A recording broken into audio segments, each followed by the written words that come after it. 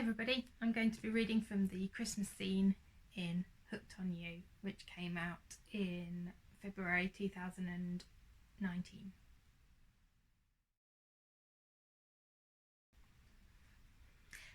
A glance at her watch when she arrived confirmed she was right on time, exactly 2 in the afternoon. The door opened and a mess of blonde hair and shining eyes greeted her. Anna took in Ollie's outfit with a short, sharp, pleased breath. She had exchanged her usual skinny jeans for a pair of grey leggings and a tunic in navy blue. It had a wide neck which showed off her collarbones, long sleeves, and an owl detail at the hip. I've never seen her looking so feminine. Anna's mouth watered, and Ollie must have noticed her looking because her cheekbones turned pink. Anna allowed her to take the shopping bag. "Merry Christmas," Anna finally said, her throat gravelly as she walked inside. A smile shone from Ollie's features. "Merry Christmas, comrade." Anna made the first move towards her, caught her jaw and kissed her.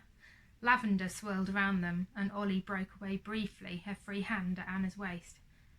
"You look adorable," she said, pointing at the reindeer jumper. That made Anna laugh. "Well, I'm not allowed to wear it any other day of the year." Ollie lifted the bag. "I said you shouldn't bring anything." "I know," Anna replied, her bottom lip in her mouth. "I find I simply cannot arrive at someone's home for dinner without gifts, whatever I am told." Another kiss, and Anna didn't care that she'd disobeyed. "I'll have to forgive you, I suppose." A teasing sparkle shone from Ollie's eyes. "Lead the way, soldier."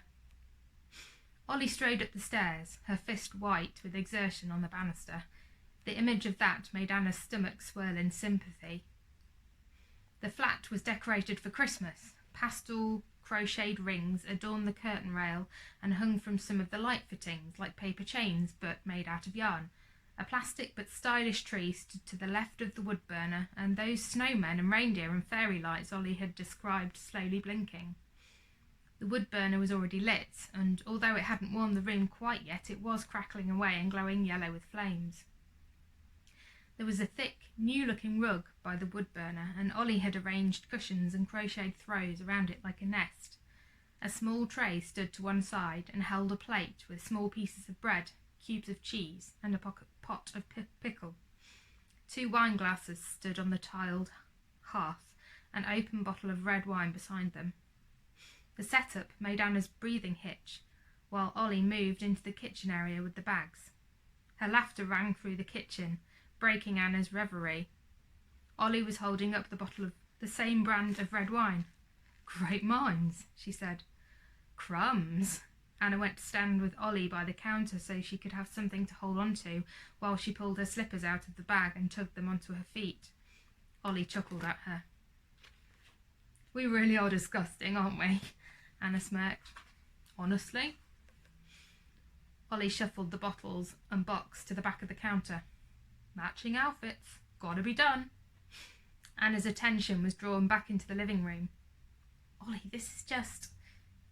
there isn't a word for how lovely this all is." She splayed her fingers in a gesture of huge proportions and took Ollie's waist to pull her around to face her. Ollie took the hint, sliding her hands to either side of Anna's neck, her thumbs caressing her ears. She mirrored the look Anna gave her with a soft, twinkly one of her own, her smile widening when Anna sighed into the caresses. She leant forward to nuzzle her nose against Anna's. "Wanted it to be special?" "It is." Their lips were so close she could feel Ollie's breath against her face. "It's amazing." Anna wrapped her arms around Ollie, but allowed the kiss to remain soft and tender. "I've missed you," Ollie breathed against Anna's lips, teasing her bottom lip with both her own, making Anna sigh. "Missed you too. It's been 3 days, but I have." Anna's stomach interrupted them with a huge growl. Ollie chuckled and then kissed her swiftly. After rubbing her inconvenient stomach, Anna looked around the flat. "So, what other culinary delights have you prepared?" Ollie chivalrously insisted that Anna sit in the prepared nest and wait for her to bring in their dinner. She flicked on the stereo, which already had a CD inside. Anna recognised it as Dean Martin and Friends.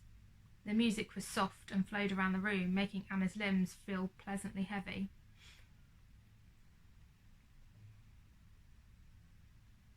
Ollie laid the tray down and dropped one hand to the floor at her hip before lowering herself onto the rug.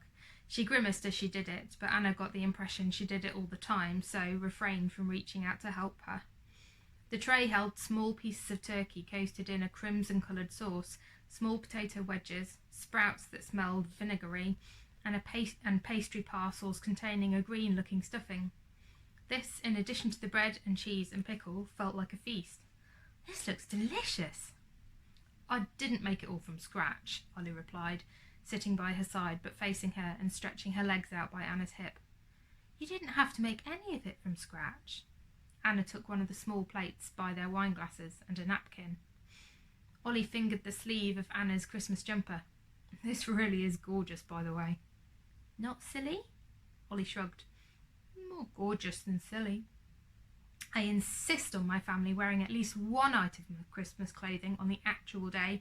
I can hardly argue that I mustn't wear one myself." "Rose family tradition?" Ollie asked. Anna nodded, directing her hand to a parcel and feeling the crisp edges of the pastry with her fingertips. "These are fantastic," she said with a mouthful. Following Anna's example, they ate with their hands. Anna's fingers became sticky with the cranberry sauce covering the turkey. They quickly polished off the main course between them. Ollie seemed to be enjoying the food too, and kept shooting Anna surprised and pleased expressions, even though she was the one who had provided it all. They'd kept their hands to themselves, mostly because Anna couldn't bring herself to share any of the mouthfuls she lifted to her lips. Once the turkey and trimmings disappeared, Ollie spread some pickle onto a piece of crusty bread and then topped it with a cube of cheese. She held it out, and Anna carefully took it from her with her mouth. When Ollie leaned in to kiss some pickle from Anna's lips, Anna pulled her in with a sticky hand, and they ended up kissing properly, open-mouthed. They had to force themselves apart, but Anna was delighted to see a dark longing in Ollie's eyes. While Ollie poured them some wine, she poked the two wrapped gifts she'd apparently just noticed nestled underneath it. She gave Anna the glass and a squinty smile. "Looks like St. Nick has been." "Must have," Anna replied into her wine glass before she sipped. "Perfect." "You do have a chimney after all." She suddenly felt the urge to take Ollie's hand. "Let's finish eating first," she whispered. "Roger that." Once the cheese and bread and chutney were gone, Anna left their little nest and returned with one large bowl containing 4 mince pies she'd heated in the microwave briefly. She laid the bowl between them and then poured cream into it.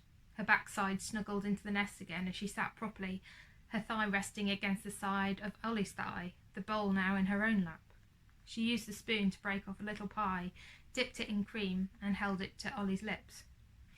Ollie took the spoonful slowly, her tongue working to roll the dried fruit, the sugar, the buttery pastry, and the subtle cream around her mouth. She closed her eyes for a moment. Mesmerised, Anna suddenly realised she was holding the spoon in the air near Ollie's lips. She knew her face was flushed. An ache had become in her stomach and lower. Her ribs expanded and contracted as she breathed deeply. How am I turned on simply by Ollie eating a mince pie? I need to get some control.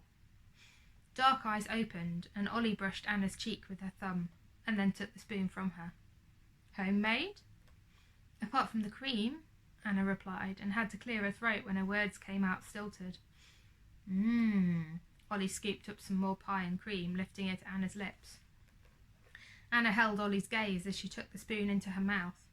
A trembling hand crept around Anna's waist as the spoon clattered into the bowl, and they leaned their foreheads against one another. Anna chewed as quickly as she could, everything tingling despite the warmth from the wood burner. "Ollie."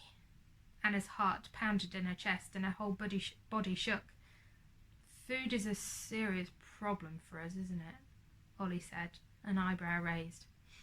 "Good food, certainly," Anna replied, her voice a little stronger. Ollie touched her face. "Next time we'll have something less delicious." Shaking her head, Anna placed a hand over her sternum. "It's just, you affect me." Anxiety fluttered through her. "Don't think I've ever told anyone that. Not in 52 years.